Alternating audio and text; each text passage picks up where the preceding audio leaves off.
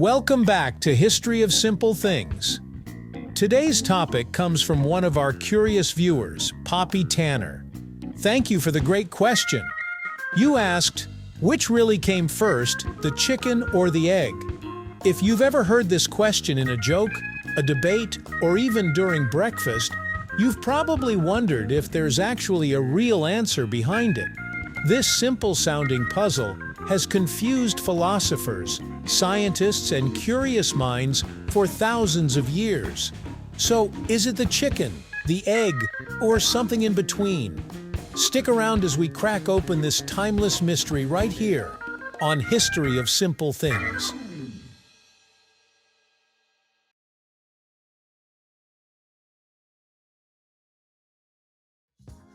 Long before modern science existed, people were already arguing about this. Ancient philosophers took the question seriously, not as a joke, but as a way to explore how life works. One of the earliest recorded thinkers to tackle it was Aristotle, who lived more than 2,300 years ago. He believed that the egg came first because he saw it as a potential chicken. To him, the egg contained the future animal inside it, waiting to develop. In Aristotle's view, nature worked in cycles. Chickens laid eggs, eggs became chickens, and this pattern repeated endlessly. So he didn't think there was a true first chicken or first egg, just an eternal loop. Other ancient cultures had similar ideas, seeing life as something that continually renews itself. Without microscopes, genetics, or fossils, they relied on logic and observation. And for their time, their reasoning made sense. Still, these ideas were philosophical, not scientific. They explained how people thought life should work, not how it actually worked at the biological level. That understanding wouldn't arrive until much later. Fast forward to the 19th century, when biology experienced a major revolution. In 1859, Charles Darwin published On the Origin of Species, introducing the theory of evolution by natural selection. This idea completely transformed how scientists viewed living things, including chickens. Darwin showed that species don't suddenly appear fully formed. Instead, they slowly change over many generations through small genetic variations. Animals that are better suited to their environment are more likely to survive and reproduce. Over time, these tiny changes can turn one species into another. When you apply this to chickens, the picture becomes clearer. Modern chickens didn't just pop into existence one day. They evolved from wild birds, especially the red jungle fowl found in Southeast Asia. Over thousands of years, these birds changed slightly with each generation, eventually becoming what we now recognize as domestic chickens. This means that there was never a moment when a non-chicken suddenly turned into a perfect chicken. Instead, there was a gradual transition, step by step, across many generations. Here's where science gives us its most direct answer. At some point in evolutionary history, two birds that were almost, but not quite, chickens mated. Due to a small genetic mutation, their offspring was slightly different from its parents. That difference made it the first true chicken. And where did that first chicken come from?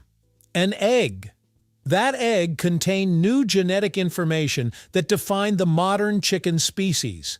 The parents were very close to being chickens, but technically, they weren't quite there yet. Their offspring was. So, scientifically speaking, the egg came first, but not an egg laid by a chicken. It was laid by a near-chicken ancestor. This idea fits perfectly with what we know about evolution. New species always begin as small genetic variations inside offspring. Those variations happen in embryos, which develop inside eggs or wombs. In this case, the first real chicken began its life inside an egg. In recent years, some scientists have added a fascinating twist to this debate by studying a protein called ovoclidin-17, often shortened to OC17. Researchers from University of Warwick and University of Sheffield analyzed how this protein helps form the hard shell of a chicken egg. OC17 plays a key role in guiding calcium carbonate crystals as they assemble into a strong, organized eggshell inside the hen's reproductive system. What made headlines was the discovery that this protein is produced in the ovaries and oviduct of chickens, not inside the egg itself. Because of this, some media reports claimed that a chicken must have existed first in order to produce OC17 and create a proper chicken egg, suggesting that the chicken came before the egg. However, scientists are careful with this conclusion. While OC17 is especially important in chickens, similar proteins exist in other birds and evolved gradually over time. The ancestors of chickens already had earlier versions of these eggshell-forming proteins long before modern chickens appeared. Over many generations, these proteins slowly changed and became more specialized.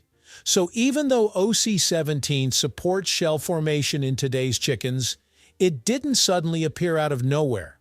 Instead, it evolved alongside the species. This means the protein argument doesn't overturn evolution. It actually supports it, showing that the biological tools for making chicken eggs were already developing before the first true chicken was born. So, what's the final answer? When you combine philosophy, evolution, and modern biology, the conclusion becomes clear. The egg came first, specifically, an egg laid by a bird that was almost a chicken, but not quite. Inside that egg was the first true chicken. This answer doesn't ruin the mystery. It actually makes it more fascinating. It shows us that life doesn't work in neat, simple steps. It evolves slowly, quietly, through countless tiny changes. Every living thing today is the result of millions of years of small experiments by nature. So the next time someone asks you this classic question, you'll know the real story. It's not just a joke, it's a window into how life itself works, one egg at a time. Thank you for watching. If you have suggestions for our next video, feel free to share them in the comments below. We'll be sure to give you an acknowledgement for your contribution. Thank you for joining us on this journey through the history of simple things. Don't forget to like, subscribe, and stay tuned for more stories woven through the smallest details.